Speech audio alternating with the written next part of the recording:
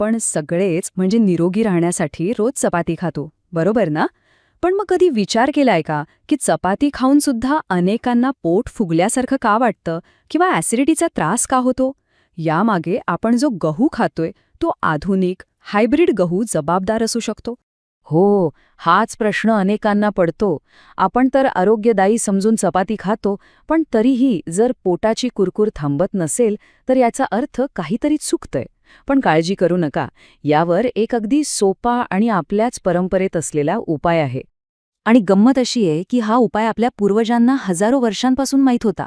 तो उपाय म्हणजे एक विसरलेलं सुपरफूड, जे आज पुन्हा एकदा आपलं लक्ष वेधून घेतंय. चला तर मग या प्राचीन सोन्याचा उलगडा करूया. आज आपण बोलणार आहोत खपली गव्हाबद्दल. याला विज्ञानाच्या भाषेत एमर व्हीट असंही म्हणतात. खपली गहू हा जगातल्या सगळ्यात जुन्या गव्हाच्या जातींपैकी एक आहे. जरा विचार करा, हजारो वर्षांपासून, अगदी सिंधू संस्कृतीच्या काळापासून तो आपल्या पूर्वजांच्या जेवणातला एक मुख्य आधार होता. आता याला खपली का म्हणतात असा प्रश्न नक्कीच पडला असेल, नाही का? ह्याचं उत्तर सोपं आहे. याच्या प्रत्येक दाण्यावर एक टणक असं नैसर्गिक कवच असतं, ज्याला खपली म्हणतात, आणि हेच कवच त्याचं कीड आणि रोगांपासून संरक्षण करतं. याचाच अर्थ याच्या शेतीसाठी रासायनिक कीटकनाशकांची गरज जवळजवळ लागतच नाही.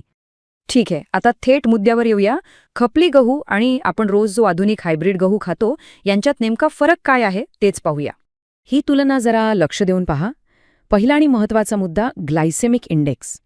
सोप्या भाषेत सांगायचं तर आधुनिक गहू खाल्ल्यावर रक्तातील साखर एकदम वेगाने वाढते, जशी एखादी रेसची गाडी सुसाट पळते. याउलट खपली गहू हीच साखर अगदी हळूवारपणे रक्तात सोडतो. दुसरा फरक आहे ग्लुटेनचा. आधुनिक गव्हातील चिकट ग्लुटेन पचायला जड जातं, पण खपली गव्हातील ग्लुटेन पचायला खूप सोपं असतं.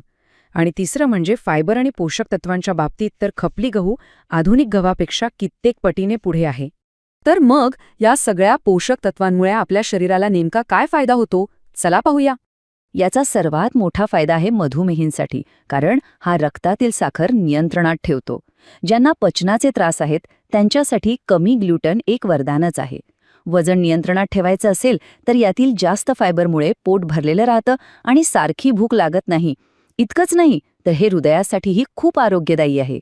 आणि हो, ॲनिमियाचा त्रास असणाऱ्यांसाठी तर हा लोहाचा आणि जीवनसत्वांचा खजिनाच आहे. आणि हे आम्ही फक्त सांगत नाहीये, तर अभ्यासातून सिद्ध झालंय. एका स्टडीमध्ये असं दिसून आलं की ज्या मधुमेही रुग्णांनी आपल्या आहारात खपली गहू खायला सुरुवात केली, त्यांच्या रक्तातील वाईट कोलेस्ट्रॉल आणि फॅट्समध्ये तब्बल 11% घट झाली. ही खरंच खूप मोठी गोष्ट आहे. ही स्लाईड खपली गव्हाची ताकद एका नजरेत दाखवते. जास्त फायबर, भरपूर खनिजे, उच्च प्रथिने, कमी ग्लुटन आणि अँटीऑक्सिडंट्स, हे सर्व घटक मिळून त्याला एक परिपूर्ण सुपरफूड बनवतात. तर मग या प्राचीन पण अत्यंत गुणकारी धान्याला आपल्या आधुनिक आहारात पुन्हा एकदा स्थान कसं द्यायचं हे पाहूया. एक गोष्ट लक्षात ठेवली पाहिजे. खपली गव्हाचं पीठ नेहमीच्या पिठासारखं पांढरं शुभ्र नसतं. ते थोडं तांबूस रंगाचं आणि रवाळ असतं. त्यामुळे त्याची चपातीही थोडीशी लालसर दिसते. पण एक वाक्य नेहमी लक्षात ठेवा.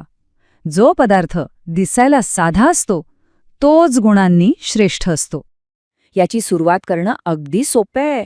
आपल्या नेहमीच्या गव्हाच्या पिठात थोडं खपलीचं पीठ मिसळून सुरुवात करा. याची चव थोडी वेगळी, गोडसर लागते आणि हळूहळू तुम्हाला त्याची सवय होईल.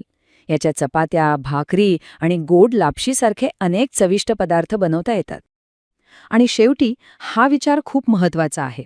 आपण अनेकदा महागड्या औषधांवर खर्च करतो, पण आपल्या आहाराकडे दुर्लक्ष करतो. त्यापेक्षा थोडा जास्त खर्च करून शुद्ध आणि सखस अन्न निवडणं ही आरोग्यामधील एक सर्वोत्तम गुंतवणूक आहे. तर मग आता विचार करा, आपल्या मातीतलं हे अमूल्य रत्न, हा विसरलेला वारसा आपण पुन्हा स्वीकारणार का? निर्णय आपला आहे.